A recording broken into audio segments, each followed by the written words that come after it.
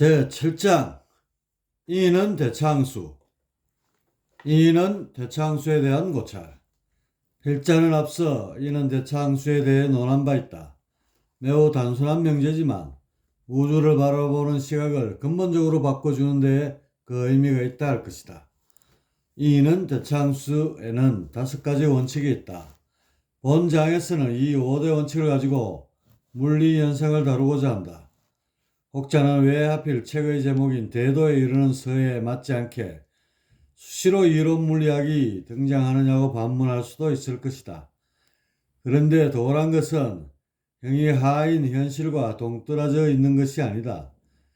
다시 말해 도란 것은 산속에 홀로 가며 추상적인 관념 속에서 터득할 수 있는 차원의 것이 아니다.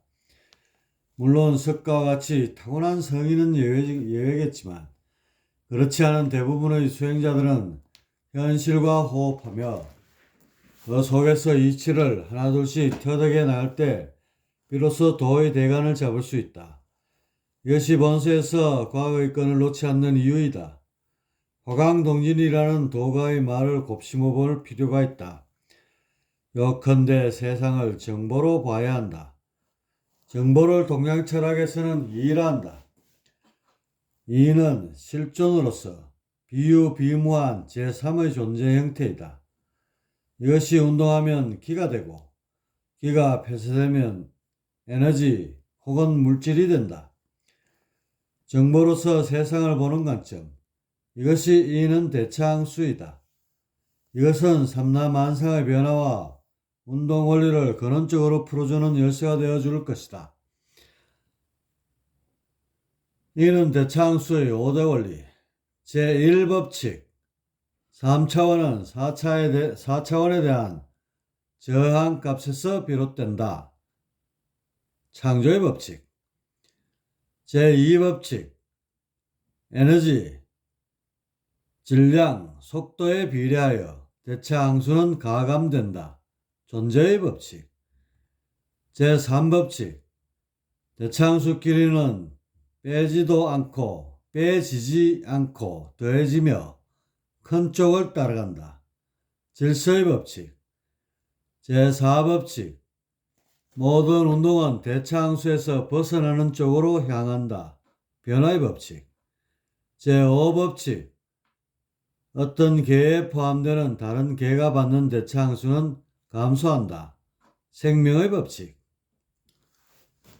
제1법칙. 대차항수란 4차원의 질서에 역행함으로써 발생하는 저항 에너지의 값을 말한다. 3차원의 모든 것은 4차원의 저항을 받는 힘의 결집이라는 뜻이다. 가령 2차원 면을 만든다고 가정하자. 그러려면 초강력 프레스로 뭔가를 납작하게 눌러야 한다. 물론 이런다고 해서 2차원을 만들 수 있는 것은 아니다. 2차원은 3차원과 다른 방향으로 힘이 가해지기에 이렇게 해서 만들어진 면은 3차원의 질서에 역행하게 된다. 3차원에 대한 저항값, 즉 대차항수로서 이루어지게 된다. 마찬가지로 3차원이 형성되려면 4차원의 질서와 역행해야 하고 그래서 크든 작든 대차항수를 지니게 된다. 이것이 3차원은 4차원에 대한 저항값에서 비롯되었다는 이는 대차항수 제1법칙이다. 일명 창조의 법칙이다. 제2법칙. 직경 100km가 되는 프레스로 백두산을 통째로 누른다고 가정하자. 백두산의 높고 낮음에 따라 압박을 받는 수위가 제각각 다를 것이다. 정상은 가장 센 압력을 받는 반면 평지는 가장 약한 압력을 받게 된다. 이처럼 3차원의 모든 것은 4차원에 대한 저항값을 받는 정도가 제각기 다르게 되는데 이것이 에너지, 질량, 속도에 비례해서 대차항수는 가감된다는 이는 대차항수 제2법칙이다. 일명 존재의 법칙이다. 제3법칙. 대차항수는 4차원에 대한 저항값이고 이것의 실체는 정보이다. 정보는 언제나 그 성질에 따라 서로 더해질 수 있다. 다만 대차항수끼리 부딪혀 분해되지 않는 한 정보가 줄어드는 법은 없다. 그리고 이런 때엔 늘 대차항수가 큰 쪽의 영향을 받게 된다. 대차항수가 0인 빛이 태양의 대차항수에 끌려 궤도를 수정하는 것도 그렇고, 태양의 대차항수에 이끌려 행성들이 공전을 하는 것도 이런 이유이다. 이것이 대차항수끼리는 빼지지 않고 더해지며 큰 쪽을 따라간다는 이는 대차항수 제3법칙이다. 일명 질서의 법칙이다.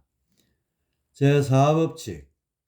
프레스에 눌린 2차원 면은 저항에서 벗어나 3차원으로 돌아가려고 한다. 하지만 2차원이라는 감옥에 갇혀 옴짝달싹 못하는 형편이다.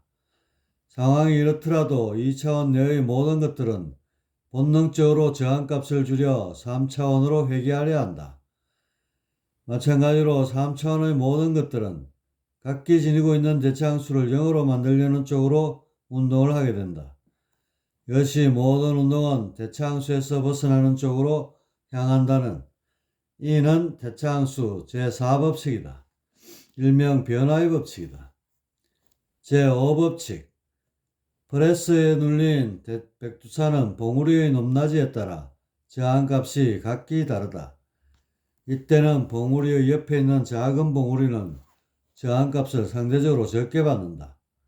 이처럼 대차항수가 높은 계 내의 존재들은 상대적으로 대차항수가 감소하게 되고, 이런 이유로 계 내부로 향하려는 움직임이 생긴다. 중력을 비롯한 뭉치는 힘들이 여기서 나왔고, 또한 생명체가 행성이라는 거대한 대차항수 속에서 터전을 가꿀 수 있는 이유도 여기에 있다. 이것이 어떤 계에 포함되는 다른 계가 받는 대차항수는 감소한다는 이는 대차항수 제5법칙이다. 일명 생명의 법칙이다. 제1절. 물질의 실체. 우리에게 가장 친근한 것이 있다면 그것은 단연코 물질일 것이다. 사방팔방 모든 것이 물질로 채워져 있으니 말이다. 그런데 사실 물질이 무엇인가에 대한 정확한 답을 내리기는 쉽지 않다. 과학이 눈부시게 발달한 오늘날도 정확히 물질이 뭐라고 단정할 수 있는 사람은 없다. 그만큼 물질은 쉬우면서도 어려운 존재이다. 흔히 물질하면 소립자가 뭉쳐서 이루어진 질량 덩어리를 생각한다. 아니면 아인슈타인의 말 맞다나 일종의 에너지로 보기도 한다. 그런데 물질은 생각만큼 단순하지가 않다. 물질의 근간을 이루는 소립자의 세계로 눈을 돌리면 기이한 일들이 끊임없이 벌어지고 있기 때문이다. 그 가운데 가장 곤혹스러운 것은 소립자들이 입자성과 파동성을 동시에 띠고 있다는 것이다. 그것이 세계에서는 도저히 받아들일 수 없는 기막힌 물리 현상이다. 입자성이란 말 그대로 뭉쳐서 덩어리를 이루려는 성질이다. 따라서 이런 입자성이 없었다면 우주는 지금의 형상을 유지하지 못했을 것이다. 이에 반해 파동성이란 물결처럼 파동을 일으키며 퍼져나가는 성질을 말한다. 파동은 특정한 힘이 매질을 통해 전달되면서 발생하는 연쇄 반응이다. 따라서 입자성과는 전혀 다른 성질일 것이다. 가령 돌멩이를 보면 전적으로 입자성만 보인다.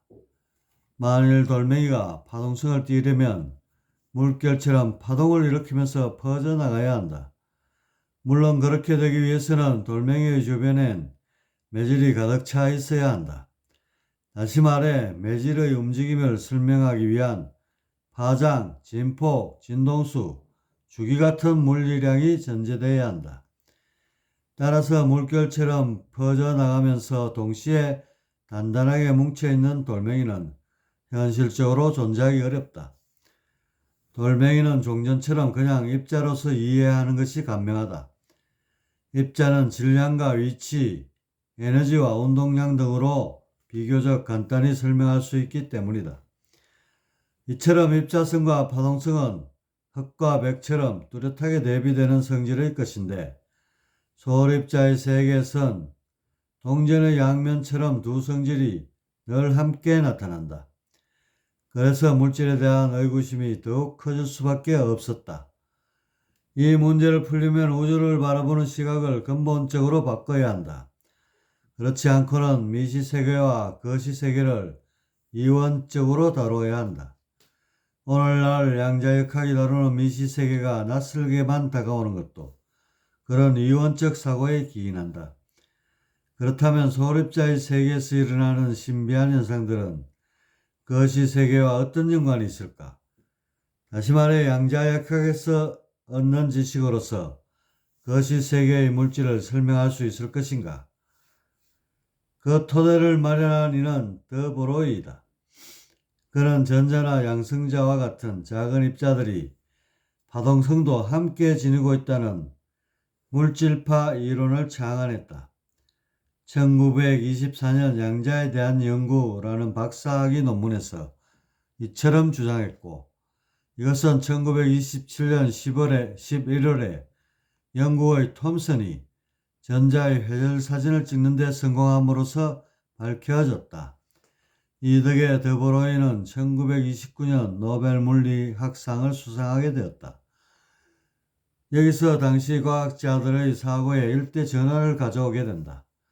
전자를 비롯한 소립자의 세계를 입자가 아닌 파동으로 다루는 방법을 고안하게 된 것이다. 과학자들은 전자를 파동으로 다루면 양자화된 물리량을 다룰 수 있을 것으로 생각했고, 여기에 착안하여 슈레딩거는 전자의 상태를 나타내는 파동함수를 구하는 슈레딩거 방정식을 만들게 되었다. 이후 양자역학은 급속도로 발달하게 되었고, 이것은 과학뿐만 아니라 철학의 영역에도 지대한 영향을 끼치게 된다. 물질을 입자들의 단순한 결합으로만 알고 있던 사람들은 물질이 파동성도 함께 띈다는 사실을 알므로써 존재에 대한 심각한 고민에 빠질 수밖에 없었다. 여기서 물질이란 과연 어떤 존재인가 라는 근원적 물음이 다시 떠오르게 되었다. 그렇다면 현재 시점에서 물질은 과연 어떻게 해석되고 있는가? 과학의 각 분야마다 약간씩 다른 접근을 할 수 있을 것이다. 하지만 여기에 대한 답을 풀기 위해서는 왜 소립자들이 입자와 파동의 성질을 동시에 띠고 있는지에 대한 설명이 전제되어야 한다. 이것이 해결되지 않고는 물질에 대한 정확한 정의를 내릴 수 없다. 질문을 하나 던지겠다. 물질은 유인가? 이것은 본서의 앞부분에서도 심도 있게 다뤘던 주제이다. 답을 공개해보라. 만일 답이 떠오르지 않는다면 1, 2장을 다시 정독해보고 본거를 계속해서 읽는 것이 좋을 것이다. 답은 물질은 유가 아니다 이다. 그렇다면 물질은 무인가? 당연히 무도 될 수 없다. 우리는 본능적으로 세상 만물을 유가 아니면 무라는 식으로 생각한다.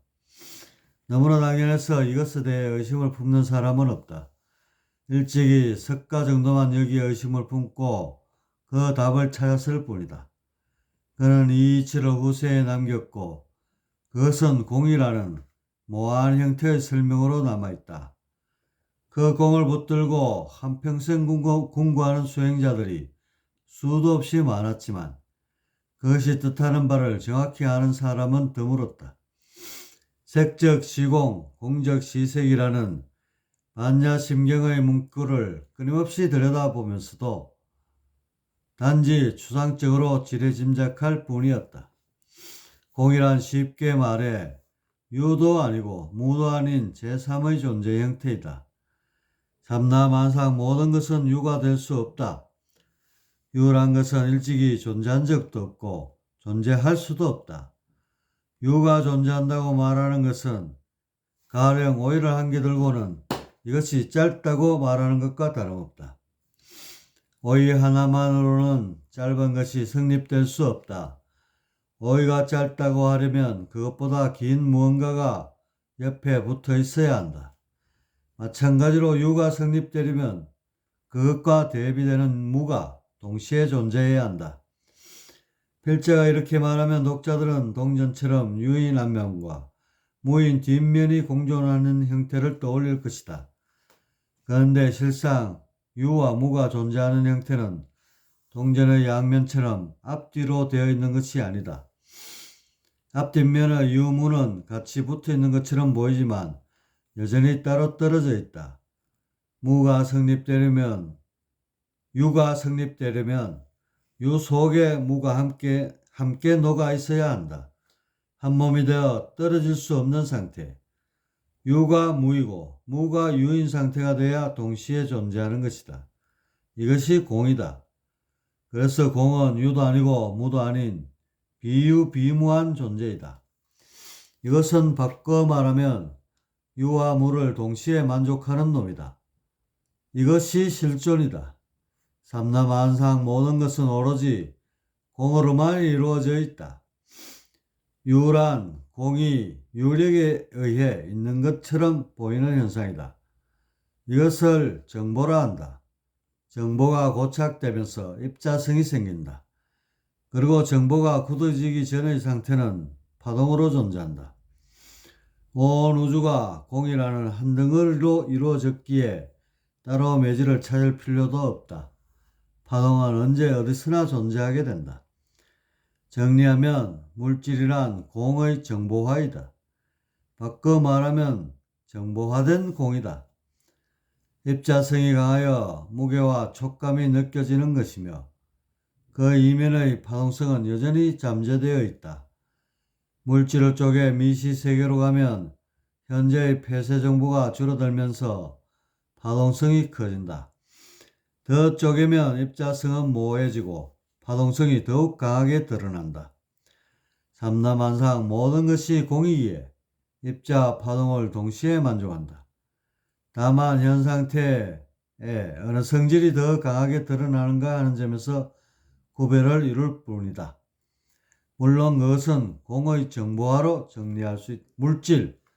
그것은 공의 정보화로 정리할 수 있다. 정보, 정의, 비무한 공이 방향성, 즉 의도성을 띠고 있는 상태 또는 힘이다. 속성, 정보의 특성에 따라 차원은 갈라지고 삼라만상은 제각기 다른 모습으로 펼쳐진다. 정보가 맺혀지지 않아 머무는 시간이 짧고 간간히 전멸하게 되면 5차원이 된다. 이때의 진료를 공질이라 한다. 정보가 개방되어 그것의 수수에 자유롭고 일정 시간 동안 교류하게 되면 4차원이 된다. 이때의 진료를 상질이라 한다. 정보가 폐쇄되어 그것의 수수에 부자연스럽고 일정 시간 동안 갇혀있게 되면 3차원이 된다.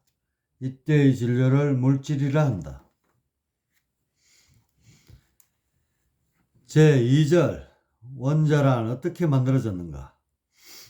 더 이상 쪼갤 수 없는 물질의 최소 알갱이를 원자라 한다. 원자론에 대한 주장은 1808년 영국의 돌턴의 화학의 신세계라는 책을 통해 처음으로 알려지게 됐다. 하지만 당시에는 원자의 실체를 확인할 방법이 없어서 수많은 가설 중의 하나로만 여겨졌다.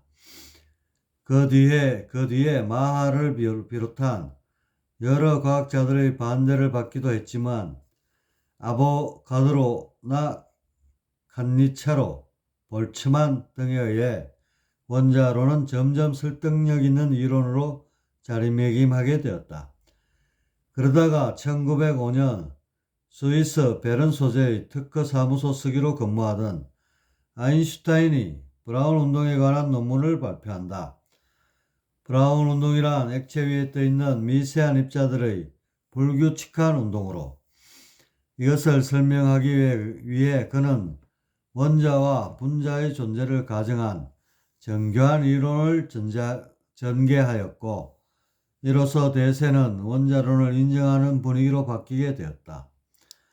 그리고 1911년 마침내 러드포드가 원자핵을 발견하게 됨으로써 원자론에 대한 논쟁은 종식을 고하게 되었다.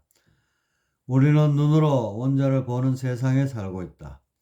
원자뿐만 아니라 그것보다 더 작은 알갱이인 쿼크도 관찰하고 있다. 그렇게 원자란 개념은 너무나 자연스럽게 받아들여지고 있다. 원자는 일종의 벽돌 같은 것으로 이것이 쌓이면 분자를 거쳐 집이라는 물질이 번듯하게 세워지게 된다. 그렇다면 어떻게 해서 원자라는 것이 생겨난 것일까? 왜 원자는 양성자와 중성자, 그리고 전자라는 세 갈래로 이루어져 있는 것일까? 또한 양성자와 중성자는 찰떡궁합처럼 중심에 붙어 있는 이유는 무엇일까? 우리가 사는 3차원 세상은 4차원에 우리가 사는 3차원 세상은 3차원은 4차원에 대한 저항값에서 비롯되었다는 이는 대차항수 제1법칙으로 요약할 수 있다. 이렇게 보면 대차항수가 곧 물질인 셈이다. 그런데 4차원에서 대차항수가 생겨난다는 것은 오운육기 운동이 망가진 것을 의미한다. 쉽게 말해 배가 자체 무기를 이기지 못하고 침몰하는 것을 떠올리면 된다. 열린 4차원의 세계에서 가볍게 운동하던 기운이 점점 중정하게 되다가 더 이상 견딜 수 없는 지경이 되면 3차원으로 침몰하게 된다. 수면 아래로 침몰된 배, 이것이 물질이다. 수면 아래에 잠긴 배는 그 깊이에 따라 수압이라는 저항을 받게 되듯 물질은 그 에너지값만큼 저항을 받게 된다. 그래서 이는 대차항수가 성립된다. 그리고 배의 모양이 유지되는 것처럼 3차원의 물질엔 4차원의 설계도가 고스란히 남아있게 된다. 그림자는 빛과 정반대의 성향을 띠지만 그 형상만은 빛을 닮아 있는 것과 같은 이치이다. 그렇다면 우리는 원자를 구성하는 소립자들을 4차원의 질서에서 찾을 수 있지 않을까? 오운육기 운동에 그 답이 있다.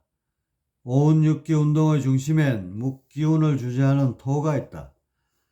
그것이 육중하게 굳어버리게 된 것이 중성자이다. 음과 양의 성질이 없기에 중성을 띠게 되는데 토가 지닌 조화와 중재성은 대폭으로 퇴색되고 인력만 남아있게 된다.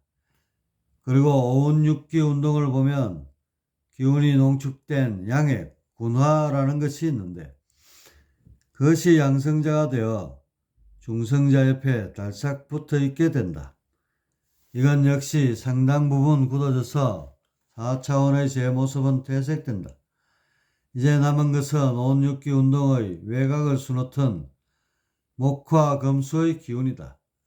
이것들은 전자가 되어 양성자와 중성자의 주변을 구름처럼 가득 에워싸게 된다. 이렇게 해서 형성된 것이 전자이다. 원자이다. 원자만 해도 그 입자성에 근접해 보인다. 꽤 입자성에 근접해 보인다. 무게중심이 파동성보다 입자성에 기울어져 있다. 그런데 이들은 왜 결합을 하여 덩치를 불려나가게 된 것일까? 앞서 3차원 우주는 대차항수의 소산이라고 설명했다. 저항을 받는 것들은 본능적으로 저항을 덜 받는 쪽으로 움직이려 한다. 여기서 3차원 우주의 모든 물리법칙이 비롯한다. 대차항수에 역행하는 쪽으로 힘이 흐르게 되고 여기서 모든 물리의 세계가 펼쳐진다. 원자는 그 자체로 질량을 띠면서 그만큼 대차항수에 짓눌려 있다. 여기서 탈출하기 위해서는 변신을 꾀해야 하는데 두 가지 방법이 있다. 하나는 덩치를 불려서 그 속에 꼭꼭 숨는 것이다. 북극의 펭귄들이 추위를 이기기 위해 집단으로 뭉쳐서 체온을 유지하는 것처럼 원자들은 상호결합하여 덩어리를 이루게 된다. 이렇게 되면 질량이 증가되면서 전체 대차항수는 높아지지만 그 속의 각각의 구성요소에 미치는 값은 줄어든다. 이것은 특정한 개 내의 대차항수 값이 상쇄되는 원리를 설명한다. 계란, 대차항수가 물체의 운동에 영향을 미치는 범위까지를 말한다. 지구 속에서 사는 인간들이 만일 지구가 받는 대차항수 값을 그대로 짊어진다면 도저히 살 수 없을 것이다. 이미 지구가 그 짐을 짊어졌기에 그 안의 인간들은 마음 편히 살 수 있다. 마찬가지로 일정한 개 내의 구성 요소들은 집단이 만들어낸 대차항수 값으로부터 자유로울 수 있다. 이것은 어떤 개에 포함되는 다른 개가 받는 대차항수는 감소한다. 이는 대차항수 제5법칙에 따른 것이다. 이것에 의해 원자들은 결합하게 되고 물질을 이루게 된다. 그리고 대차항수로부터 자유롭기 위해서 또 다른 방향이 있다. 그것은 현재의 질서를 붕괴하고 탈출하는 것이다. 질량을 줄이면 그만큼 저항값은 줄어들어 탈출에 유리하게 된다. 하지만 관건은 강한 행력과 전자기력의 포위망을 뚫는 것이다. 그래서 그 힘을 능가하는 탈출 속도를 내게 된다. 전자들이 빠른 속도로 핵자의 주위를 에워싸고 있는 것도 일종의 탈출하려는 움직임이다. 정리하면 에너지는 저항값을 줄이기 위해 뭉치는 방향과 흩어지는 방향의 두 갈래로 진행되고, 여기서 유력, 입자성과 무력, 파동성이라는 우주의 근본 힘이 발생하게 된다.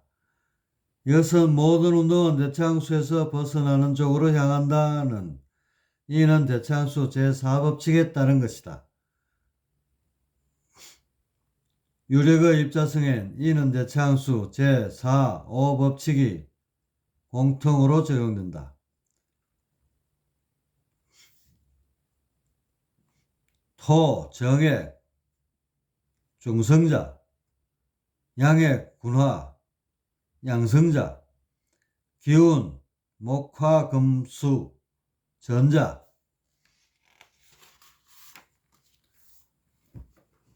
제3절 질량이란 무엇인가? 질량이란 말 그대로 물질의 양이다. 이것의 총량은 임의로 쪼개거나 나누지 않는 한 장소에 따라 바뀌지 않는다. 질량은 어느 무엇의 무게를 느끼게 하고 뭔가 실감나게 만들어준다. 그래서 결과적으로 유로 느껴지게 한다. 유가 아니라면 결코 이런 무게를 만들어낼 수 없을 것이기 때문이다. 무게란 중력장에 의해 어떤 물체에 가해지는 힘이다. 금속을 떠올려보라. 금속에서 바위에 깔렸다고 가정하면 그 바위가 솜털처럼 가볍게 느껴질까? 그렇지 않다는 것은 숱한 경험을 통해 잘 알고 있을 것이다. 놀랍게도 꿈속에서도 무게는 그대로 전달된다. 그렇다면 여기서 한 가지 의문을 가져볼 수 있다.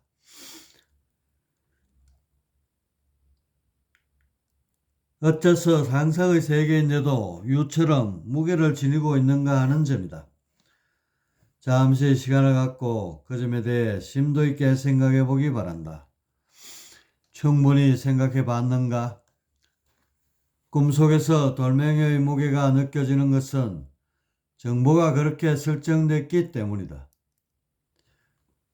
질량만큼 무게가 느껴지도록 정보가 처리되어 있고, 그래서 돌멩이가 무겁게 느껴지게 된다. 현실로 돌아와서 돌멩이를 한 개 들어보자. 이것은 꿈속의 돌멩이와는 확연히 다르다. 하지만 그 실상은 조금도 다르지 않다. 현실의 돌멩이 역시 정보가 일으키는 환유 연장선에 있기 때문이다. 돌멩이는 자체에 내재된 질량의 정보를 손에 전달하여 그 무게를 느끼게 한다. 손에 느껴지는 무게는 실제 어떤 유가 있어서 그런 것이 아니라 정보가 일으키는 힘과 교류함으로써 형성된 것이다. 정보라는 말이 상당히 낯설게 느껴질 것이다. 쉽게 성리학에서 골자로 다루는 이란 것이 좀 더 구체한 것으로 보면 된다. 당시 학자들은 기가 전제되지 않은 이를 이해하기 어려웠다. 물론 과학이 고도로 발달한 오늘날에도 마찬가지지만 말이다. 그래서 이와 기의 투쟁은 숱한 분파를 이루면서 끊임없는 논쟁의 불씨가 되어왔다. 이란 어떤 물질적 요소가 없어도 성립된다. 왜냐하면 앞서 말했듯 존재하는 것은 비유비무한 공이기 때문이다. 공이 어떤 성향을 지니고 있으면 그것이 이이다. 그리고 이를 쉽게 표현해서 정보를 한다. 이는 정과 기로서 현현하여 4차원 상계를 이루고 이것이 저항을 받아 폐쇄되면 현계라는 3차원 시공으로 가라앉는다. 따라서 3차원에 있어서는 소위 말하는 물질이란 것들은 그 실체가 이라는 정보들이다. 정확히 말하면 폐쇄된 정보들이다. 그리고 이를 쉽게 폐쇄된 정보들이다.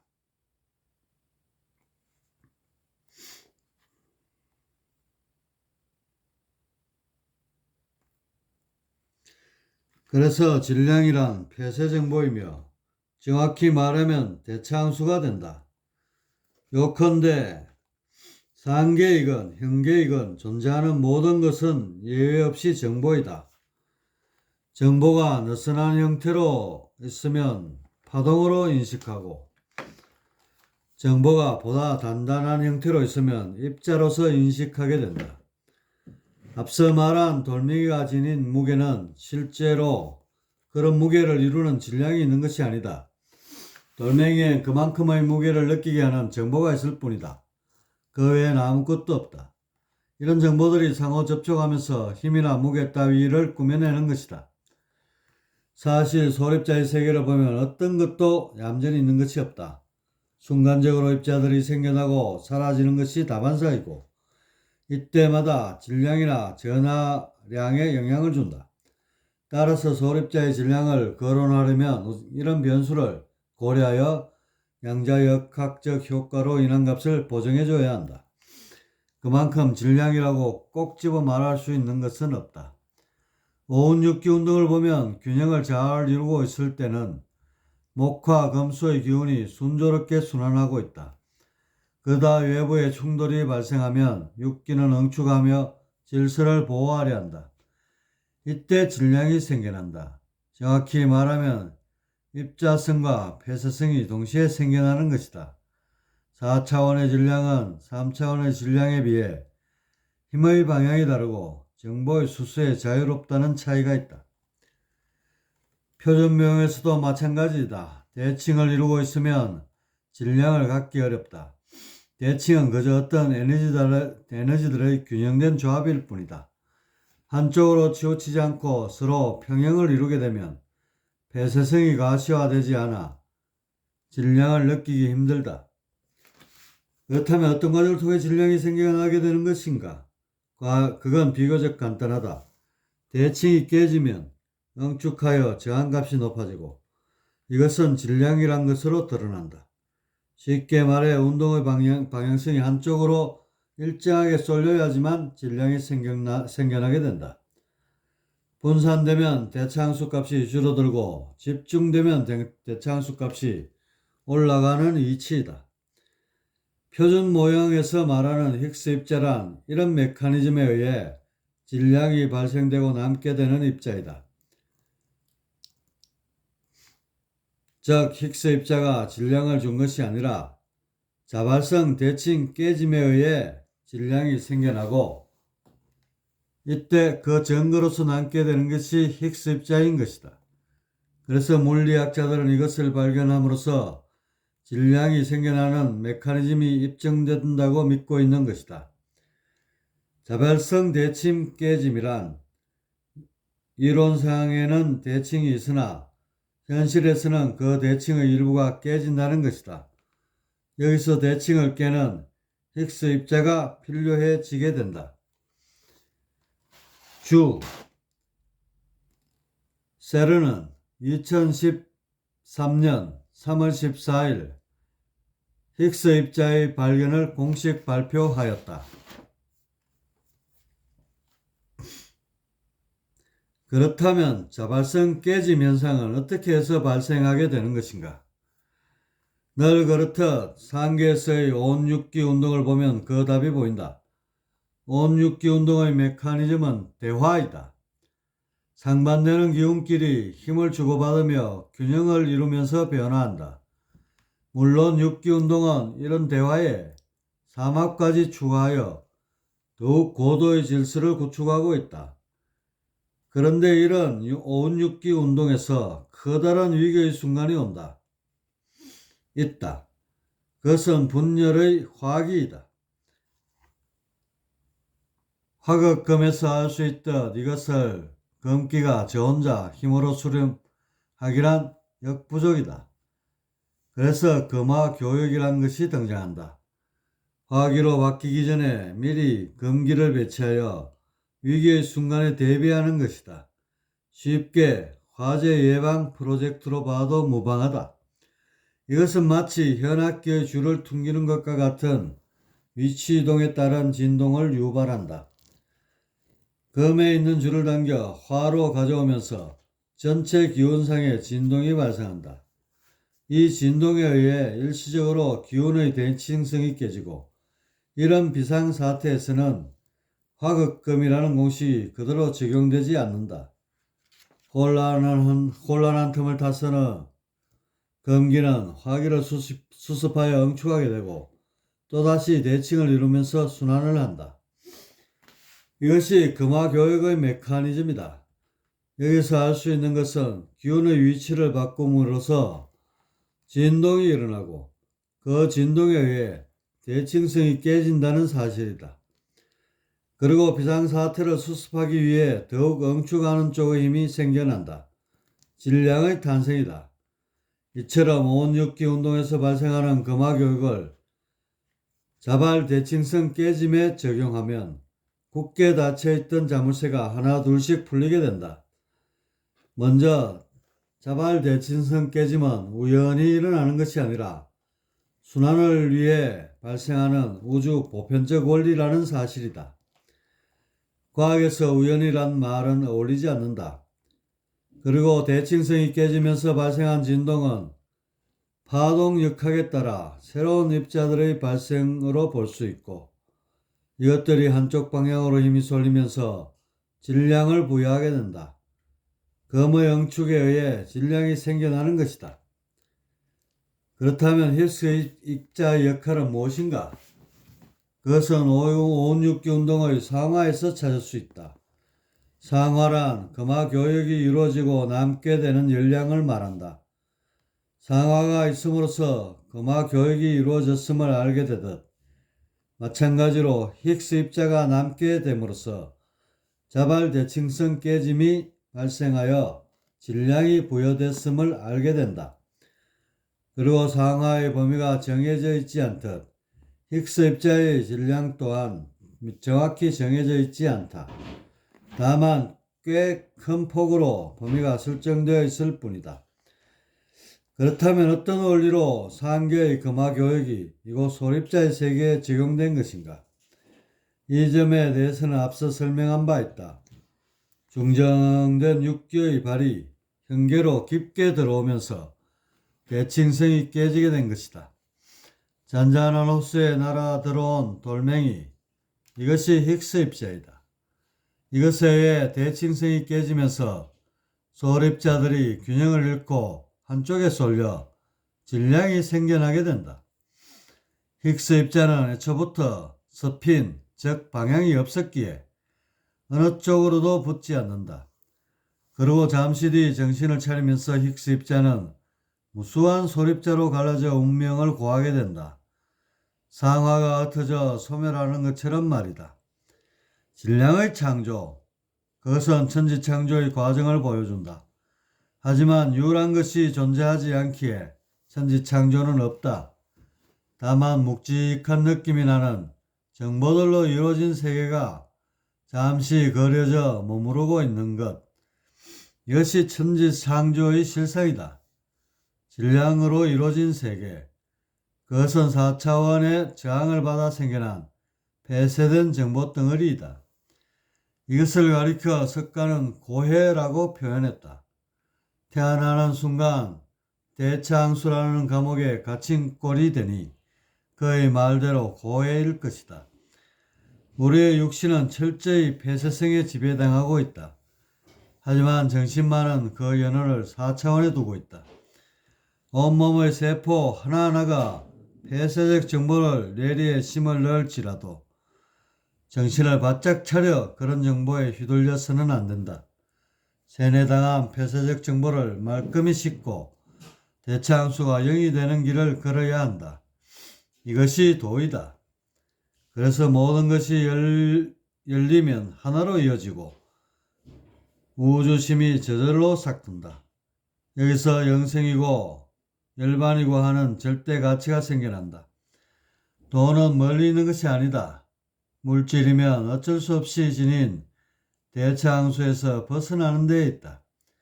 우리가 과학에서 얻는 가장 첫째 가치는 우리의 눈은 보는 눈을 확장시킨다는 데에 있다. 힉스 입자의 발견이 어떤 금전적 이익으로 산출되지는 않지만 우주를 바라보는 우리의 눈을 보다 정교하고 그런 쪽으로 틔워준다. 그래서 전 세계 과학자들이 열광하며 그 진행 상황을 지켜보고 있는 것이다. 그런데 사실 과학이 지닌 한계를 뛰어넘기 위해서는 초점을 대차항수에 맞춰야 한다. 이것은 삼라만상을 정보가 만들어낸 힘의 수수로 보는 시각이다. 유가 아닌 공으로 볼 줄 알 때 비로소 우주의 신비가 한꺼풀씩 벗겨져 결국 인간의 지성 앞에 무릎을 꿇게 될 것이다. 다시 한번 생각해보라. 아직도 질량이 유로 보이는가? 물질, 정의 1, 4차원의 질서에 역행하여 폐쇄성을 띤 3차원의 존재 형태. 정의 2, 대차항수를 지니고 있는 모든 것. 정의 3, 질량이나 에너지로 표현될 수 있는 모든 것. 정의 4, 폐쇄성이 커서 마치 유처럼 보이는 정보 덩어리.